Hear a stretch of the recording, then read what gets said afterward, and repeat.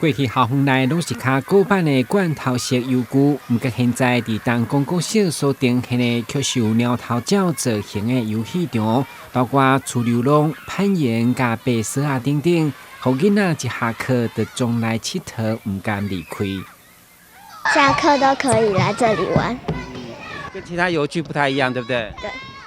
你觉得这边最吸引你的地方是什么？图书馆和在这边的游乐场，还有那边的游乐场都很好玩。为什么？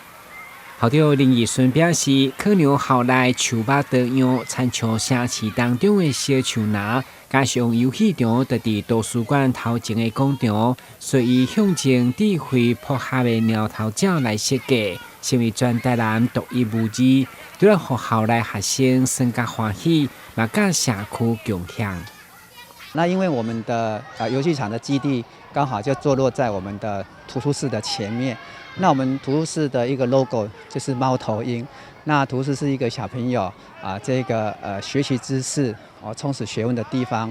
那我们就以这一个博学多闻的猫头鹰呢，当做我们这一次游戏场的一个创意的主题。那我们现在也希望说能够有别于这个传统式的游具，所以我们学校呢就以这个猫头鹰作为发想。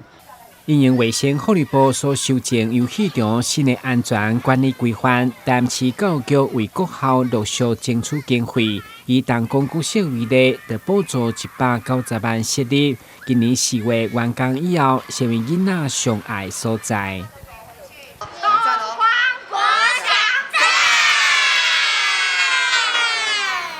台南新闻，阮吉和乔邦采访报道。